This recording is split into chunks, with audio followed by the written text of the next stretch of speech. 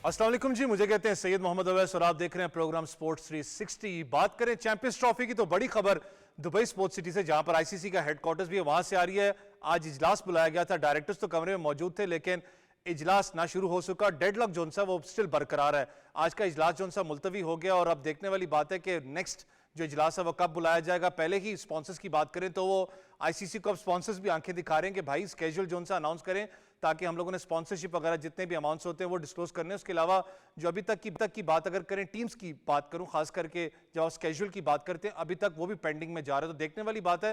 That means कि Pakistan cricket board की बात करें तो बड़ा एक strong stance Pakistan cricket board का आज भी आपको नजर आता है। लेकिन जय शाह इस वक्त चेयरमैन बन चुके हैं आईसीसी के। अब देखने वाली बात है कि जो नेक्स्ट इजलास है वो कब बुलाया जाता है, क्योंकि ऑलरेडी हम चैंपियंस ट्रॉफी की स्केड्यूल को लेकर बहुत ज्यादा लेट हो चुके हैं। इसके अलावा अगर बात करें तो पाकिस्तान वर्सेस जिम्बाब्वे आज आखिरी टी20 मैच खेला जाएगा, जहां पर पाकिस्तान ने टॉस जीत के पहले बैटिंग का फैसला किया। अच्छी बात है, कुछ चेंजेस आपको आज पाकिस्तान टीम में नजर भी आ रहे हैं। साहबजादा फरहान वापस आ रहे हैं पाकिस्तान टी20 साइड में। अगर बात करें आप दूसरे प्लेयर्स की बात करें तो उनको भी आज मौका दिया जा रहा है। सुफियान मुकीम आपको पता है पिछले मैच में बड़ा तगड़ा एक रिकॉर्ड भी तोड़ चुके हैं, जिस तरीके की उनकी परफॉर्मेंसेज रही है। यासिर रफात आज टीम का हिस्सा बनेंगे। तो अच्छी बात है कि पाकिस्तान का जो बेंच लाइनअप है वो आपको अब नजर आ रहा है कि स्ट्रॉन्ग। आपको खास करके पूल ऑफ क्रिकेटर्स की बात करें तो बहुत ज्यादा पूल ऑफ क्रिकेटर्स आपको आहिस्ता आहिस्ता पाकिस्तान टीम में ज्यादा होते हुए नजर आ रहे हैं। एक अच्छा साइन है पाकिस्तान के आने वाले टी20 वर्ल्ड कप के लिए स्पेसिफिकली। लेकिन जब वनडे क्रिकेट की बात होती है तो यही तो आपको वनडे क्रिकेट से भी कि पाकिस्तान का जो पूल ऑफ क्रिकेट है, खास करके जो बेंच लाइनअप है, वही तगड़ी आपको नजर है जिस तरीके से हम टी20 के ऊपर इस वक्त काम कर रहे हैं। उसके अलावा अगर बात करें तो वुमेन्स फुटबॉल की अगर बात करें तो पाकिस्तान इस वक्त टीम पहुंच चुकी है दोहा में, जहां पर पाकिस्तान वर्सेस सऊदीया का फ्रेंडली मैच खेला जाना है। एक अच्छी बात है, बहुत अरसे के बाद आपको एक फ्रेंडली मैच देखा जाएगा पाकिस्तान फुटबॉल के अंदर। अनफॉर्चुनेटली मेंस का तो फुटबॉल का आपको पता है इस वक्त कोई सिनेरियो बन नहीं रहा, लेकिन वुमेन्स टीम की अगर बात करें तो एक अच्छी यहां पर एक कोशिश है कि पाकिस्तान वुमेन्स टीम इस वक्त राइट डायरेक्शन पे काम कर रही है। और खास करके जब फ्रेंडली मैच की बात करें सऊदीया के खिलाफ, ये बड़ा एक एक्सपीरियंस हमारी लड़कियों के लिए ये मैच होगा। दोहा के अंदर ये मैच खेला जाना है। लास्टली अगर बात करें तो हॉकी की अगर बात करें एशिया कप की, जहां पर पाकिस्तान की बड़ी जबरदस्त परफॉर्मेंस जारी थी, लेकिन अब 5वीं दफा इंडिया ने पाकिस्तान को शिकस्त दी है जूनियर हॉकी एशिया कप पे। लेकिन अगर ओवरऑल मैच की बात करें तो बड़ा एक जबरदस्त मैच था। पाकिस्तान ने बड़ा एक जबरदस्त काउंटर अटैक किया, इंडिया की तरफ से भी काउंटर अटैक हुआ, लेकिन अनफॉर्चुनेटली आखिरी मिनट के अंदर इंडिया जीतने में कामयाब हुआ था। लेकिन ओवरऑल अगर परफॉर्मेंसेस देखें पाकिस्तान की तो एक बड़ा जबरदस्त हमारे जूनियर खिलाड़ियों ने खेला। और वही चीज फिर बार बार दोहराई जाती है कि पाकिस्तान में जब तक एक प्रॉपर हॉकी लीग या पाकिस्तान में जब तक प्रॉपर जो आपका सेटअप है हॉकी का वो नहीं होगा, मुश्किलात तो आएंगी, लेकिन स्टिल मुश्किलात के बावजूद हमारे प्लेयर्स जाके बहुत तगड़ा पूरी दुनिया के अंदर परफॉर्म करें। लेकिन जैसे मैंने कहा कि चैंपियंस ट्रॉफी का तो इशू आपको पता है हर जगह हाईलाइट हुआ, लेकिन इस वक्त पाकिस्तान बड़ा क्रिकेट की बात करें बड़ा एक जबरदस्त डायरेक्शन में जा रही है। आपको बार बार परफॉर्मेंसेस की बात करें, बड़ी जबरदस्त परफॉर्मेंसेस आपको प्लेयर्स से नजर आ रही हैं। आज तीसरा टी20 मैच खेला जाना है जिसमें कुछ चेंजेस भी की गई हैं और बड़ी जबरदस्त चेंजेस थी, क्योंकि जरूरत होती है जब आप टी20 सीरीज जीती और ऐसे प्लेयर्स को आप लेके जिनका नाम मिला हो। इस वक्त मेरे साथ मौजूद हैं पाकिस्तान की साबिक कप्तान और सना मीर, उसके अलावा क्रिकेट एनालिस्ट मलिक खुर्रमशहजादा। अस्सलाम वालेकुम।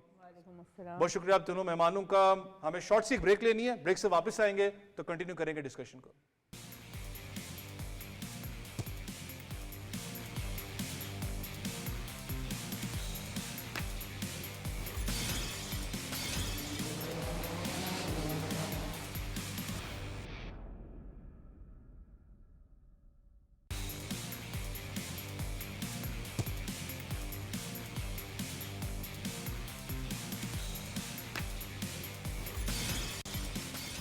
वेलकम बैक जी, आप देख रहे हैं स्पोर्ट्स 360 और ब्रेक पे जाने के बाद हमें ज्वाइन कर रहे हैं फर्स्ट क्लास क्रिकेटर काशिफ मजीद। अस्सलाम वालेकुम काशिफ भाई, बहुत शुक्रिया आपके टाइम का। कप्तान, थोड़ा सा मैं पाकिस्तान जिम्बाब्वे सीरीज पे तो आना चाहूंगा, लेकिन जो अभी खबर आ रही है आईसीसी हेडक्वार्टर से स्टिल अच्छी खबर नहीं है, क्योंकि मीटिंग बुलाई गई थी जो मुझे भी इल्म था, डायरेक्टर्स बैठे हुए थे रूम के अंदर, लेकिन अनफॉर्चुनेटली फिर इजलास मुलतवी हो गया। आखिर चल क्या रहा है? अब तो लिटरली स्पॉन्सर्स भी तंग पड़ गए, हम तंग पड़ गए, क्या स्केड्यूल तो दे दो। काफ़ी मुश्किल अब सूरत हाल में आ चुका है। आईसीसी बड़े अरसे से ये बात आईसीसी के बारे में की जा रही थी कि इनकी जो एक एज ए गवर्निंग बॉडी का कंट्रोल है वो वहाँ पर मौजूद नहीं है जिस तरीके से गवर्निंग बॉडी का कंट्रोल होना चाहिए। बहुत से डिसीजंस बीसीसीआई के तौर से इन्फ्लुएंस हुए जा रहे थे। अब ना सिर्फ पाकिस्तान बल्कि बाकी बोर्ड्स भी इस चीज़ से थोड़ा तंग आ चुके हैं और ये मौका ऐसा है जहाँ पर अब काफ़ी इस डेडलॉक में पाकिस्तान को जनरल एक सपोर्ट ज़रूर हासिल है, वरना खाली अगर पाकिस्तान ये लड़ाई लड़ रहा होता तो मेरा नहीं ख्याल इतना देर तक ये चीज़ जाती। पाकिस्तान ने लड़ी भी बड़ी अच्छी तरीके से इसको केस को फाइट किया गया, बट अब बाकी भी बोर्ड्स इस चीज़ को समझ रहे हैं कि यहाँ पे थोड़ी अनरीजनेबल बीसीसीआई की डिमांड्स हैं, पर जिस तरह का फाइनेंशियल मॉडल है अभी भी बहुत ज़्यादा कोई और कुछ कर नहीं सकता। सिर्फ ये है कि डिलेइंग टैक्टिक्स की वजह से एक प्रेशर बिल्डअप हुआ है इस दफ़ा बहुत ज़्यादा बीसीसीआई के ऊपर, लेकिन अब इसका नतीजा क्या निकलता है वो हम लोगों को पता ही है। हाइब्रिड मॉडल तक तो बात आ चुकी है।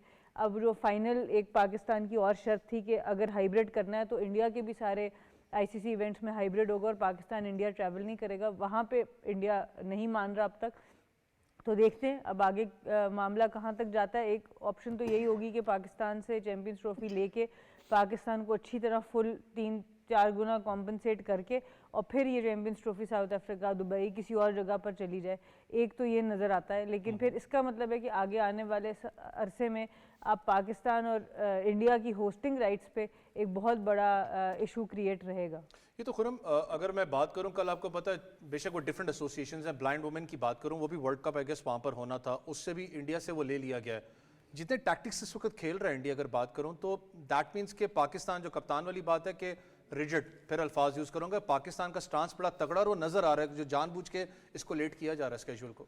नहीं देखिए, सबसे पहले देखिए अप्रिशिएट करना चाहिए पाकिस्तान क्रिकेट बोर्ड के चेयरमैन मोहसिन नकवी साहब को, जिससे उन्होंने काफ़ी स्ट्रॉन्ग स्टांस लिया है और फर्स्ट टाइम देखिए कोई चेयरमैन नज़र आया है जिन्होंने एक स्ट्रॉन्ग स्टांस लिया है। और देखिए मैं 12 दफ़ा कह चुका हूँ कि पाकिस्तान और इंडिया की जो है स्पोर्ट्स डिप्लोमेसी को बहाल होना चाहिए। और देखें आपको पता है कि पूरी दुनिया के जो इतनी भी सबसे ज़्यादा व्यूवरशिप जो है, खासकर जिस तरह से आपने अभी स्पॉन्सर्स की बात की और ये ब्रॉडकास्टर्स वगैरह की, सबसे ज़्यादा जो है इंडक्ट होते हैं वो आपके जो हैं स्पॉन्सर्स वो आते हैं पाकिस्तान और इंडिया के मैच में। आप रिसेंटली भी देख लें जिस तरह से वर्ल्ड कप हुआ, उसका अगर उनकी ऑडिट रिपोर्ट देखी जाए तो उनको उस तरह से रेवेन्यू जनरेट नहीं हुआ सिवाय पाकिस्तान और इंडिया के मैच के हवाले से। और जहाँ तक दूसरी आपने बात की चैंपियन ट्रॉफी के हवाले से, आपको पता है कि देखें जी काउंटडाउन बिगिन हो चुका है 100 डेज़ का और काफ़ी ज़्यादा टेस्टिंग टास्क है, स्पेशली जय शाह के हवाले से। जिस तरह से उन्होंने पहली तारीख को उन्होंने हेड ऑफ अपना बने आईसीसी के, तो उनके ऊपर काफ़ी ज़्यादा जिम्मेदारी है कि वो एज ए न्यूट्रल जो है इसको आके ना पोर्ट्रेट करें। और दूसरा जहाँ तक आप देखा जाए तो इस चीज़ में देखिए कोई दो राय नहीं है, बीसीसीआई हमेशा से डोमिनेट करता रहा है फाइनेंशियल तौर पर भी और वैसे भी, ख्वाह वो बिग 3 का इशू हो या जितनी भी आईसीसी इवेंट हो। और अगर दूसरे एंड पर देखा जाए तो पाकिस्तान का एक अच्छा स्टांस है। काशिफ, थोड़ा सा अगर पाकिस्तान के अगर ओवरऑल सिनेरियो की बात करूं, जितना पाकिस्तान ने साल डेढ़ के अंदर, मैंने कहा ना कभी भी आप किसी बड़े इवेंट को अगर टीम को अगर देते हो किसी कंट्री को तो देखते हैं ऑब्वियसली कि साल के अंदर कितने बड़े इवेंट्स ऑर्गेनाइज कर चुका है। एशिया कप एक सबसे बड़ा एग्जांपल था जब पाकिस्तान में हुआ हाइब्रिड, आपको पता अनफॉर्चुनेटली वहां पर भी सिनेरियो वो बहुत बड़ा डिजास्टर था। पाकिस्तान में जितने मैचेस थे बड़े जबरदस्त थे, क्राउड भी आपको अच्छा मिला, दोनों टीम्स के लिए सपोर्ट यहाँ पर बराबर थी। फिर जितनी बड़ी टीम्स हैं यहाँ पर आके खेल चुकी हैं, ये केस स्टडी इतनी तगड़ी है, तो इसलिए तो मुझे जहां तक लग रहा है कि इंडिया घुटने टेकेगा तो नहीं इतनी जल्दी, लेकिन स्टिल प्रेशर बिल्ड हो रहा है इन पे। देखिए सबसे इंपॉर्टेंट क्या है, सबसे इंपॉर्टेंट ये है कि पाकिस्तान कोई नया मुल्क तो है नहीं कि हम क्रिकेट में बात करें कि पहली मरतबा हमने कोई इवेंट कराना है। हम वर्ल्ड कप्स करवा चुके हैं, 2 वर्ल्ड कप प्रॉपर हमने करवाए, 50 ओवर्स के करवाए। उसके अलावा मुतअद्दिद टूर्नामेंट्स हमारे क्रेडिट पे मौजूद हैं। और अभी रिसेंट पास्ट की बात करें, दुनिया के सारे ही ममालिक यहाँ पे खेल के जा चुके हैं। मसला ये पाकिस्तान की सिक्योरिटी का या पाकिस्तान के वेन्यू का एडमिनिस्ट्रेशन का नहीं, मसला ये सिर्फ इकोनॉमिक्स का, दैट इज कि फाइनेंशियल्स इन्वॉल्व हैं। और दूसरा ये मसला सियासी है। सियासी उन लोगों ने बना के रखा हुआ है कि जो नहीं आना चाहते, बिकॉज वहाँ की जो गवर्नमेंट है उसका बेसिक नज़रिया एंटी पाकिस्तान सेंटीमेंट्स है। वो कैसे अपने वोटर को अब ये बता दें कि हम अपनी टीम जो है वो पाकिस्तान भेज रहे हैं। दूसरी इंपॉर्टेंट बात सॉरी कि जब हम पाकिस्तान की चैंपियंस ट्रॉफी की राइट्स की बात करते हैं ना, वो हमारे पास अभी तक मौजूद है। फैसला ये करना है कि क्या पाकिस्तान में सारे मैचेस होने हैं या न्यूट्रल वेन्यू पे करा के पाकिस्तान को राइट्स दिए जाएंगे। हाइब्रिड की जब बात करते हैं, मेरा नहीं ख्याल कि भारत मानेगा कि वो अपने मैचेस हाइब्रिड कराए, उसकी बहुत बड़ी शिकस्त है। कप्तान, थोड़ा सा अगर मैं हाइब्रिड के मॉडल के ऊपर आता हूँ, क्योंकि कहीं ना कहीं शायद एक दो नजरिए हैं, मैं खुद भी चाहता हूँ पाकिस्तान में हाइब्रिड मॉडल जो उनसे पाकिस्तान एक्सेप्ट ना करे। अगर in case hybrid model accept होता है तो पाकिस्तान के लिए विन विन सिचुएशन, एक तो आपने जैसे कहा कि यहाँ तो आपको कंपनसेशन मिल जाए, सेकंड विन विन सिचुएशन हो कि जो आपके इंडिया के अंदर मैचेस हैं वो भी हाइब्रिड मॉडल पे खेले जाए। पाकिस्तान के लिए बेस्ट सूरत हाल क्या होगी?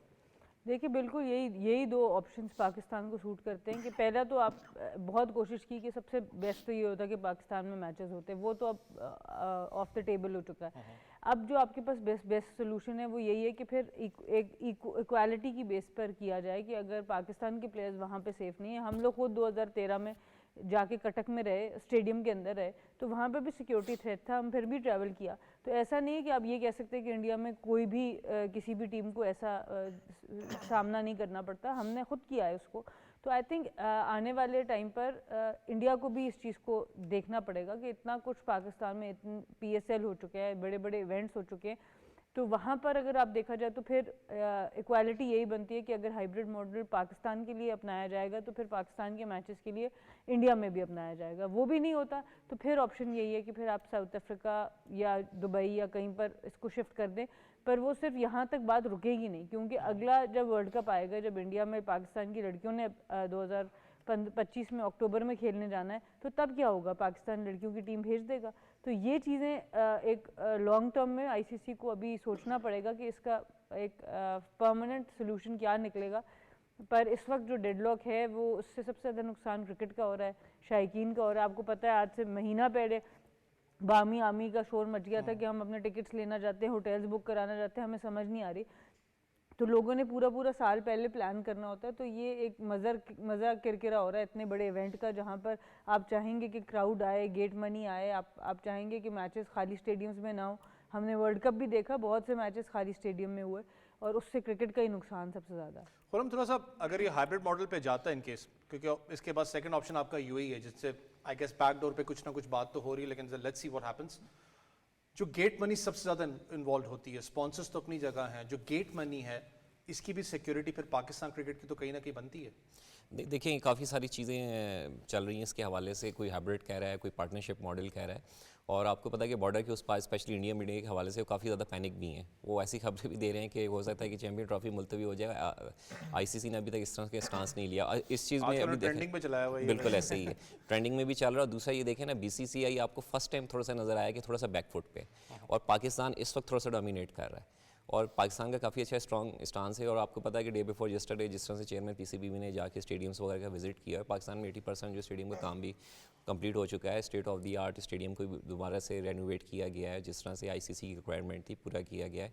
और आपको पता है कि उससे पहले आपके ट्राई नेशन सीरीज़ भी हो रही है आफ्टर 2 डेकेड्स जो है, तो एक ये खुशहाइन बात है। और देखें जिस तरह से पाकिस्तान के स्टांस है, इसको स्टांस को बरकरार रखना चाहिए पाकिस्तान को। काशिफ, थोड़ा सा लास्टली चैंपियंस ट्रॉफी पे एक तो ये चैलेंज तो इस वक्त है, मैंने कहा ना कि फर्स्ट टाइम मैं खुद अगर बात करूं, पाकिस्तान क्रिकेट बोर्ड की लिटरली पावरफुल पोजीशन में आपको नजर आ रहा है। एक तो अच्छी बात कि चेयरमैन के पास डुअल, आपको पता है इस वक्त रोल्स भी हैं, ऑब्वियसली वो गवर्नमेंट के मामलात को भी समझते हैं, जिस तरीके से साथ लेके चल रहे हैं, और बड़ा पावरफुल स्टांस पाकिस्तान का है।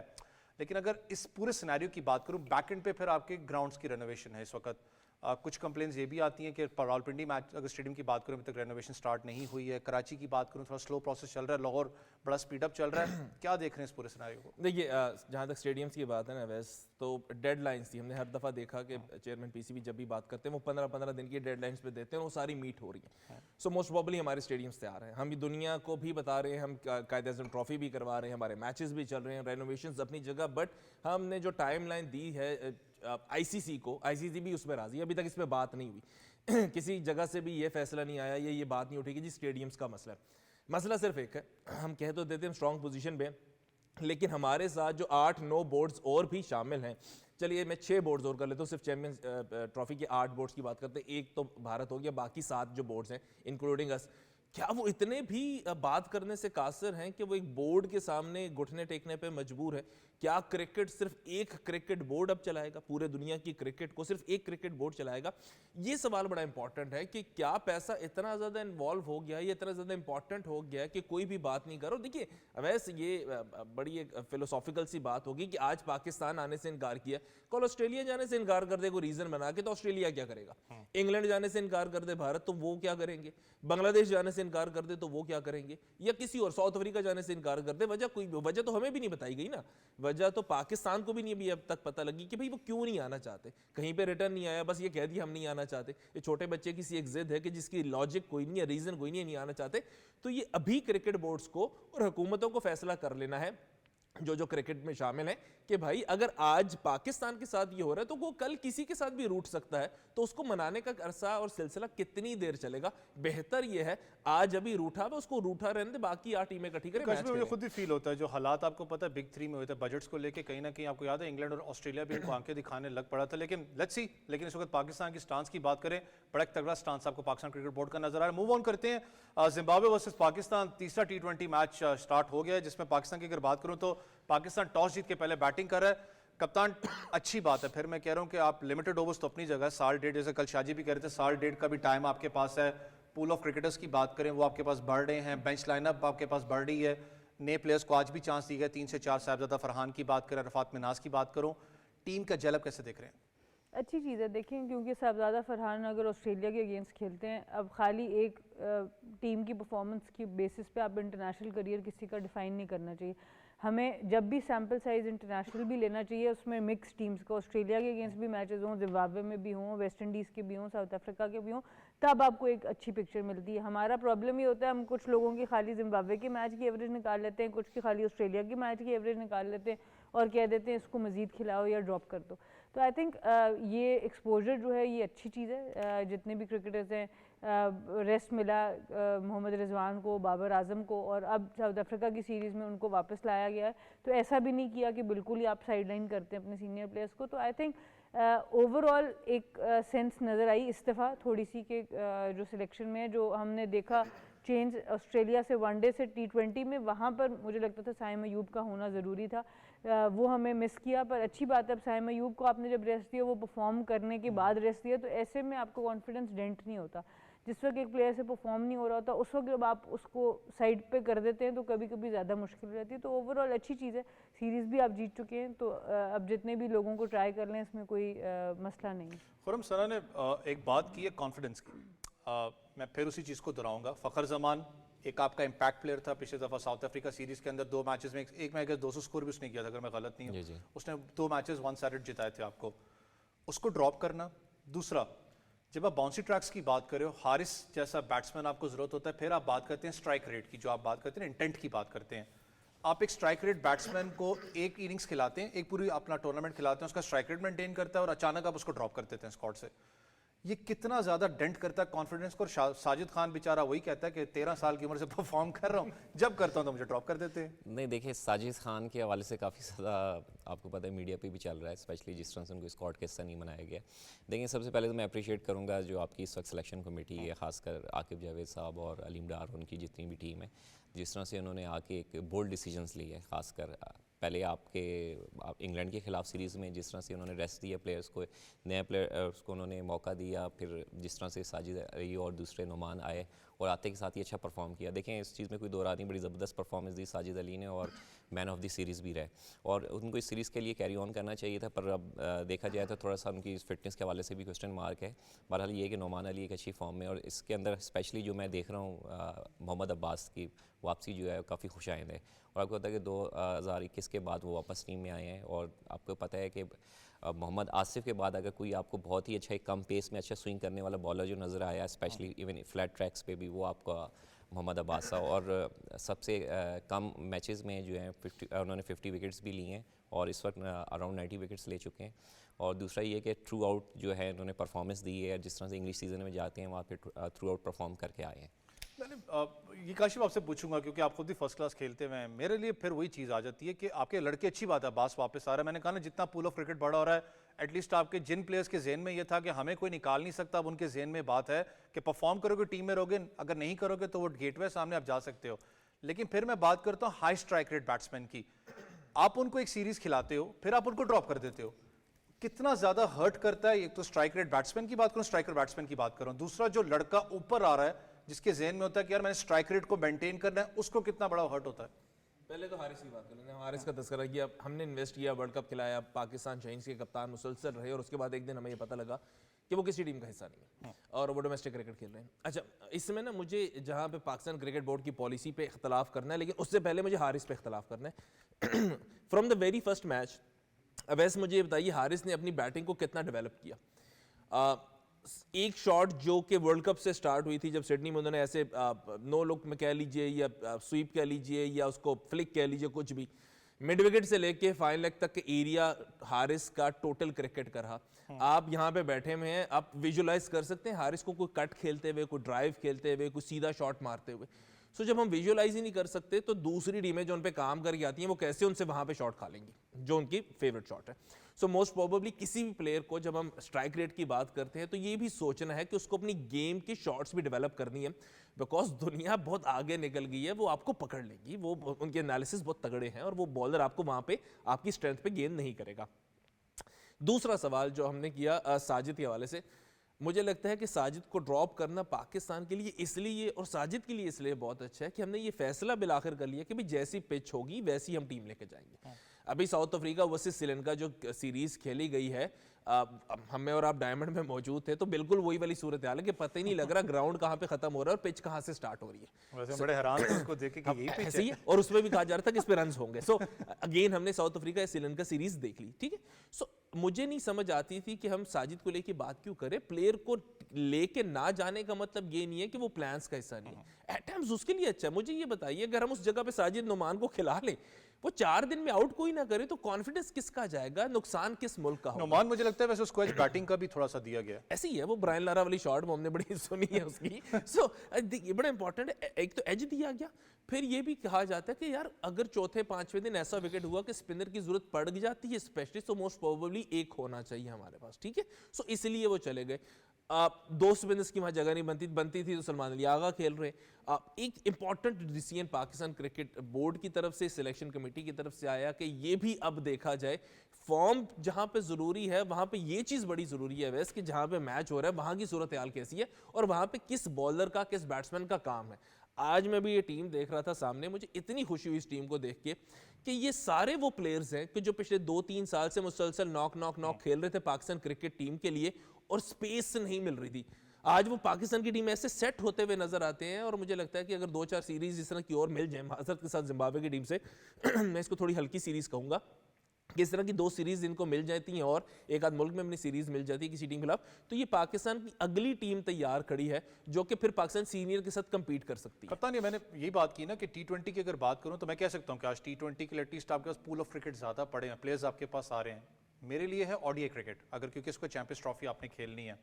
मैं अगर इस मैच पे वापस आऊँ, कासिम अकरम है, उसके अलावा साहिबजादा फरहान, बड़े तगड़े आपने लड़के जो डोमेस्टिक के अंदर, से काशिफ ने भी कहा, वो लड़के वो जिन्होंने परफॉर्म किया डोमेस्टिक के अंदर, अरफात मिनहास वगैरह की बात कर लें, लेकिन जो उनको बैटिंग ऑर्डर पे खिलाया जाता है इन लड़कों को, क्या वो बैटिंग ऑर्डर ठीक है? क्योंकि डोमेस्टिक में उनका बैटिंग ऑर्डर कुछ हो रहा है, पाकिस्तान सुपर लीग में कुछ हो रहा है, जब पाकिस्तान टीम में आते हैं इनका बैटिंग ऑर्डर तब्दील हो जाता है। देखिए, बहुत कम प्लेयर्स होते हैं जो जिनको एग्जैक्टली उस बैटिंग ऑर्डर पर डेब्यू मिलता है जिस पे वो अपना पूरा क्रिकेट खेल के आते हैं। अक्सर एज ए प्लेयर आपको थोड़ा सा शुरू में एडजस्ट करना पड़ता है, अपने आप को मनवाना पड़ता है इंटरनेशनल लेवल पर आके, और फिर आपको अपने मर्जी का स्पॉट मिलता है। ज़रूरी नहीं होता कि फ्रॉम डे 1 आपको मिल जाता है। असल बात ये है कि आपको अपॉर्चुनिटी मिले और आप उसको ग्रैब करें। जहाँ तक वनडे क्रिकेट की रिजर्व की बात है, बेंच की बात है, चैंपियंस ट्रॉफी के लिए तो हम लेट हो चुके हैं कि हम कहेंगे जी अब हम कोई बेंच पे से ऐसा प्लेयर उठा के ले आएंगे जो बहुत ही बड़ा मैच विनर होगा। हाँ, T20 के लिए अगर हम इसी तरह बनानी शुरू कर दें अपनी टीम को, रेगुलरली इनको ऑन रोटेशन बेस्ड मौका देते रहे, और ना सिर्फ हल्की टीम के अगेंस्ट, जिस तरह हम बात करें जिम्बाब्वे की टीम को हम हल्का कहेंगे, पर अच्छी टीमों के अगेंस्ट भी, जैसे हमने देखा साहबजादा फरहान को आउटिंग मिली, ठीक है वो परफॉर्म नहीं कर सके साउथ ऑस्ट्रेलिया के अगेंस्ट, लेकिन एक एक्सपोजर ज़रूर मिला, उनको पता चलेगा कि मैंने किस चीज़ के ऊपर काम करना। क्योंकि आपको एक कोच या कप्तान कितना मर्जी कहता रहे, जब तक आप इंटरनेशनल लेवल पर जाके खुद सक्सेस या फेलियर का मज़ा नहीं रखते, बहुत कम आपको समझ आती है एज ए प्लेयर कि हमने किस चीज़ पे काम करना है। तो ये ज़रूरी है कि ये एक्सपोजर इनको मिलता रहे, और T20 के लिए आहिस्ता आहिस्ता आपकी टीम डेवलप हो जाएगी। वनडे में मुझे लगता है कि अभी भी हम लोग थोड़ा लेट हो गए। 4 पे खिलाड़ी आउट हो चुका है। अगर बात करें उमैर यूसुफ 0 पे आउट होकर वापस आ चुके हैं, तो अब और टेस्ट होगा साहबजादा फरहान का, क्योंकि ऑब्वियसली उमैर बिन यूसुफ और साइम अयूब दोनों रन्स करते आ रहे थे, एक दूसरे से प्रेशर ऑफ कर रहे थे। अब एकदम से विकेट गिर गई है तो अब वो आपके पास इतना टाइम नहीं होगा सेटल होने का, तो आपको आके जाके रन्स बनाने पड़ेंगे। तो यही डिफरेंट सिनेरियोज हैं जो आपको इंटरनेशनल क्रिकेट में खेलने पड़ते हैं। कि साहबजादा फरहान के आने से पहले अच्छी पार्टनरशिप ओपनिंग चल रही थी, तो दोनों पे वो प्रेशर शायद नहीं आया जो आज अब इन पे आया। तो ये डिफरेंट सिचुएशंस में आपको बैटिंग आनी चाहिए इंटरनेशनल लेवल पर, तो ये अच्छी चीज़ है ओवरऑल। पर वनडे क्रिकेट में अभी चैम्पियंस ट्रॉफी में आपको उन्हीं लोगों के ऊपर ज़्यादा देखना पड़ेगा जो ऑलरेडी जिनको आप खिलाते हुए आ रहे हैं। थोड़ा सा खुरम अगर बात करूँ साहबजादा फरहान की, मैं उसको बहुत हाईली रेट करता हूँ। डोमेस्टिक की सीज़न की बात करें, केपी की तरफ से अगर मैं गलत नहीं हूँ खेलते रहे हैं, उसके अलावा इस्लामाबाद यूनाइटेड के लिए भी खेलते हुए आए हैं, लाहौर के लिए भी शायद उन्होंने 1 या 2 सीजन्स खेले हैं। लेकिन बड़े डायनामिक किस्म का प्लेयर है जिसके आप कह सकते हैं कि स्ट्रोक भी है, उसके अलावा बिल्ड करना इनिंग्स भी जानता है। लेकिन बात वही है कि ये प्लेयर्स तो आते हैं, 1-2 सीरीज हम खिलाते हैं, पैचेस में अगर इनकी परफॉर्मेंस भी होती है फिर एकदम गायब करते हैं कि वापस ही नहीं आते। नहीं, बिल्कुल देखें, इस चीज़ में कोई दो राय नहीं है कि पिछले 4-5 सीज़न से ये कंटिन्यूसली परफॉर्म करते आ रहे हैं, स्पेशली डोमेस्टिक सर्कल में। खासकर जिस तरह से केपी में खेलते थे तो उनके साथ फ़खर ज़मान ओपन करते थे और आते के साथ ही बहुत ही ज़बरदस्त एग्रेसिव इनिंग्स हैं इनकी। और आप देखा जाए तो जिस तरह से इन्होंने खासकर फ्रेंचाइज क्रिकेट के अंदर रन्स के अंबार लगाए हैं, फिर डोमेस्टिक में रन्स के अंबार लगाए हैं, थोड़ा सा मैं अनफॉर्चुनेट कहूँगा जब इनको चांस मिला तो उस तरह से वो परफॉर्म नहीं कर पाए अप टू द मार्क जो है। और एक अच्छा अभी इनको प्लेटफॉर्म मिला है कि ये जिम्बाब्वे के अगेंस्ट आके परफॉर्म करें और इनके अंदर जो एबिलिटी है, काफ़ी एग्रेसिव प्लेयर हैं, ही इज़ नोन फॉर जो साहबजादा फरहान, ये शो करें अपने आप को। अगर हम थोड़ा सा एक और प्लेयर की, मुझे पता है कप्तान पे तो सब इस वक्त ज़्यादातर नज़र रखी हुई है, लेकिन उस्मान खान काशिफ, मैं खुद इधर बैठ के कहता था कि Usman Khan deserves a chance, क्योंकि जिस तरीके से पाकिस्तान सुपर लीग में उन्होंने फेंटा लगाया था, मुझे याद है यहाँ पिंडी की चाहे विकेट्स की बात करें, चाहे पाकिस्तान सुपर लीग की आप बात करें, बड़ा ज़बरदस्त एक आपको परफॉर्मेंसेस नजर आई थी। उन पे कितना एडेड प्रेशर है, क्योंकि उन पे बहुत ज़्यादा आपको पता अभी भी लोग बात करते हैं कि ही deserves the chance in Pakistan, middle order के अंदर परफॉर्म कर सकते हैं, क्योंकि ज़्यादातर जितनी लीग्स होती हैं उसमें मिडल में ही वो आके खेलते हैं। उनके ऊपर कितना प्रेशर? अच्छा, इसका ना जवाब 2 अंदाज से हो सकता है। एक तो जब वो बैटिंग करने जाते हैं ना, तो क्रिकेट की जो बुक कहते हैं ना, वो कॉपी बुक स्टफ नजर नहीं आता। तो हमें बड़े शदीद एतराज़ होते हैं कि यार ये क्या कर रहा है एक बैट्समैन को। जैसे शिवनारायण चंद्र पॉल के अगर रन्स निकाल दिए जाएं और वो सिर्फ ट्रायल देने चले जाएं कहीं पे उस स्टांस के साथ, तो मोस्ट प्रोबेबली ट्रायल से वो आगे ही ना बढ़ पाए। ठीक है, तो उस्मान खान के साथ ही हमारे एतराज़ात जैसे शुरू आप कहते हैं ना, अब्दुल्ला शफीक जैसे खड़ा होता है बंदा, कहता है भाई यही है, अब्दुल्ला जाके पहली गेंद खेले ना खेले भाई ये प्लेयर है, अब्दुल्ला जाके पहली गेंद खेले, ट्रायल्स में सिलेक्ट हो जाए। सो एक स्टैटिस्टिक्स को निकाल दे के, तो उस्मान की ये बात हम सबको ना वो आई प्लीजिंग नजर नहीं है। फिर वो आए और पीएसएल में किया तो हमें ये लगा कि यार इसको जल्दी सिलेक्ट कर लिया, सैंपल साइज बहुत छोटा है, एक पीएसएल की 2 सेंचुरियां, सैंपल साइज इतना ही है ना, 8-10 मैच है फ्रेंचाइज क्रिकेट के, तो इतनी जल्दी प्लेयर पाकिस्तान खेल गया। फिर डोमेस्टिक क्रिकेट में उस्मान उतरे और वहां पे डबल सेंचुरी कर दी, सो गई। तो आहिस्ता आहिस्ता वो अपना केस बिल्ड करते चले जा रहे। आई प्लीजिंग अभी भी नहीं होंगे, बट जब हम उनकी स्टैटिस्टिक्स मैच करने शुरू करेंगे ना किसी भी और प्लेयर के साथ असर हाजिर में, जो पिछले 1-2 साल है, तो वो मैच करने शुरू हो गए या वो अच्छे लगने शुरू हो गए, तो इसलिए वो टीम में नजर आते, तो इतने एतराज़ात नहीं होते। हाँ, एतराज़ तब जरूर था कि यार 8-10 मैच है, 200 है पीएसएल में, तो आपने पाकिस्तान खिला दिया, लेकिन अब वो पाकिस्तान की टीम का हिस्सा बनते नजर आ रहे हैं। और इस पूरी टीम को अगर उठा के देखिए ना, देखिए मेरा ज़ाती ख्याल है, जो कि मैंने बहुत सारे लोगों से सुन भी रखा है। सॉरी आपको इंटरप्ट कर रहा हूं, लेकिन कुछ प्लेयर्स होते हैं जो डोमेस्टिक के अंदर टॉप लेवल क्रिकेट खेलते हैं, इंटरनेशनल स्टफ नहीं होता। मैं नहीं कह रहा कि वो इंटरनेशनल स्टफ होंगे, अभी यहाँ दूसरा खिलाड़ी भी आउट हो चुका है, 9 रन के ऊपर दूसरा खिलाड़ी आउट हो चुका है, लेकिन मैंने कहा ना कुछ प्लेयर्स इंटरनेशनल स्टफ नहीं होते। उस्मान खान की अगर बात करूं, इंटरनेशनल स्टफ क्या रेडी है या बी टाइम है? बनेगा ना। हमारे डोमेस्टिक क्रिकेट से इंटरनेशनल तक का जो डिफरेंस है ना, वो बहुत ज़्यादा है। हमारे पीएसएल से इंटरनेशनल का डिफरेंस शायद कम हो जाए, because start of the season में 2-3 सीजन तो बड़ी अच्छी क्रिकेट हुई थी और अभी भी अच्छी चल रही है। लेकिन उस्मान की जब मैं बात करूँ, ये पाकिस्तान की किसी प्लेयर की बात करूँ, तो आप इस टीम को उठा के देखिए, आपको इसमें से भी हल्का सा एक फील जरूर आएगी कि यार ये भी शायद उतने तैयार नहीं है इंटरनेशनल क्रिकेट के लिए। चलो ये ठीक है कि जिम्बाब्वे के साथ मैच हो रहा है, ये जिम्बाब्वे के साथ सीरीज हो रही है, ये जो डिफरेंस है ना डोमेस्टिक से इंटरनेशनल का पाकिस्तान में बहुत ज़्यादा है। लेकिन अगेन मैं फिर कहूँगा कि डोमेस्टिक क्रिकेटर बहुत सारे नाम होंगे, मेरे ज़हन में साजिद अली आए, गुलाम अली आए, सईद आज़ाद, ना जाने कितने जो डोमेस्टिक के किंग्स हुआ करते थे, बट इंटरनेशनली इतना अच्छा क्लिक नहीं कर सके। कुछ ऐसे होते हैं जो डोमेस्टिक में शायद 2-4 मैच ही अच्छे खेले, बट इंटरनेशनल बहुत अच्छे खेल जाते हैं। शाहीन अफरीदी के कितने आउट थे जब पाकिस्तान के लिए डेब्यू करके। जो मेरी साइकी में डिफाइन करना चाहता कि बैट्समैन हमें मैच्योर चाहिए। बैट्समैन वो हो जो अपनी ज़िंदगी के और अपनी बैटिंग के उतार चढ़ाव से गुजर चुका हो। बॉलर जो होता है खासतौर पे फास्ट बॉलर वो रॉ भी चल जाता है, बिकॉज उसकी पेस को आप मैनेज कर सकते हैं, स्विंग को मैनेज कर सकते हैं, रॉ चल सकता है। बाउंसर पड़ेगा ना करें। देखिए हमारे यहाँ ये मंत्रा चलता है, बॉलर रॉ भी चल जाता है, बैट्समैन बड़ा मेच्योर होना चाहिए। हाँ ये जरूर हुआ कि हमने कुछ प्लेयर्स को इतना ज्यादा मैच्योर कर दिया कि वो टीम के में खेलने की काबिल नहीं रहे, किसको बहुत जल्दी चांस मिल गया। अनफॉर्चुनेट है, इसलिए अनफॉर्चुनेट है कि जब हम पाकिस्तान क्रिकेट बोर्ड की बात करते हैं तो एक रेजीम से दूसरी रेजीम में सारी पॉलिसीज चेंज हो जाती तो कप्तान ये सवाल फिर आ जाता है, क्योंकि मुझे पता है पाकिस्तान जिम्बाब्वे लगा हुआ, 2 खिलाड़ी आउट हो चुके हैं, साहबजादा फरहान भी आउट होकर वापस जा चुके हैं। जब आप बात करते हैं डोमेस्टिक क्रिकेट की, आज मुझे याद है कुछ अरसे, थोड़ा सा अरसे आप पहले चले जाएं, बहुत से बयानात आपने भी सुने होंगे, चाहे वो आप एक्स क्रिकेटर्स की बात कर लें जो हमारे लेजेंड्स रहे हैं, वो कोई कहता है कि जी पाकिस्तान में टैलेंट नहीं है जो आपको पाकिस्तान जितवा के कोई बड़ा टूर्नामेंट दे, आपके पास टैलेंट मौजूद नहीं है। जब आप अंडर 19 लेवल पे इस वक्त आप देखते हैं, शाहजेब की बात कर लूँ, आप अपना अली की बात कर लें, अंडर 19 के लड़के, ये टैलेंट है ना आपके पास। कल कुलदीप यादव वाला वो चाइनामैन बॉलर देख रहा था, आपके पास टैलेंट है, लेकिन जो इतना बड़ा गैप है, आपके पास टैलेंट जरूर है लेकिन शायद वो सिस्टम हमारे पास नहीं है जो उसको कंट्रोल करके उसको पाकिस्तान तक लेके जाए। हमारे लड़के खो जाते हैं कहीं ना कहीं। देखिए सबसे बड़ी जो प्रॉब्लम है, हम क्यों बार बार हर प्रोग्राम में क्रिकेट से हट के हम सिस्टम्स की बात कर रहे होते हैं और पीसीबी की ऑर्गेनाइजेशन की बात कर रहे होते हैं, क्योंकि शुरू में तो प्लेयर अपने रॉ टैलेंट पे आ जाता है, परफॉर्म भी कर देता है, उसके बाद चाहे प्लेयर हो, कोच हो, इधर बैठे हुए सारे लोग, हम सबका टाइम गुजरा है इस सिस्टम के अंदर, आपका मेजॉरिटी एनर्जी जो होती है वो ऑफ द फील्ड चीज़ों पे लग जाती है, अपनी जगह बचाने पे, पॉलिटिक्स को हैंडल करने पे ज़्यादा। जो आपका रादर देन एक ध्यान होता है कि मैंने अपनी टेक्निक को कैसे बेहतर करना है, मैंने अपनी फिटनेस को कैसे एक आपको पीसफुल इन्वायरमेंट कभी नहीं मिलता, कभी कुछ ना कुछ चल रहा होता है ऑफ द फील्ड जिसके ऊपर प्लेयर्स ज़्यादा उस तरफ निकल जाते हैं। तो या तो बिल्कुल जो मेंटली बहुत ही स्ट्रॉन्ग प्लेयर होता है या वो सर्वाइव करता है, या वो सर्वाइव करता है जिसका बहुत पीछे बैकिंग अच्छी होती है। अदरवाइज जो थोड़ा सा भी मेंटली वीक हो या थोड़ा सा भी उसको प्रेशर के अंदर आने वाला हो या जिसके पास बहुत बड़ा पीछे से बैकिंग ना हो, वो प्लेयर्स आहिस्ता आहिस्ता गुम होना शुरू हो जाते हैं। तो अभी भी हमने देखा है लोगों को मौका मिलता है जो डोमेस्टिक में बार बार परफॉर्म करते हैं, पर उस लेवल का नहीं मिलता आपके पास। अनफॉर्चुनेटली अभी भी सिस्टम वैसा है। हम वही बात कर रहे हैं कि सिलेक्शन आपकी कमेटीज़ जो हैं वो पिछली 25 सिलेक्टर्स बदल गए हैं पिछले 6-7 महीने में। तो क्या आप पॉलिसी लगाएंगे, क्या एक प्लेयर एक पॉलिसी के तहत अपने आप को ग्रूम करेगा या अपने आप को डेवलप करेगा? इधर तो कुछ पता ही नहीं है। आज आपको फलाना सिलेक्टर है, उसको आप पसंद है, आप टीम के अंदर है, दूसरा सिलेक्टर है, आपको आप पसंद नहीं है, आप टीम से बाहर है।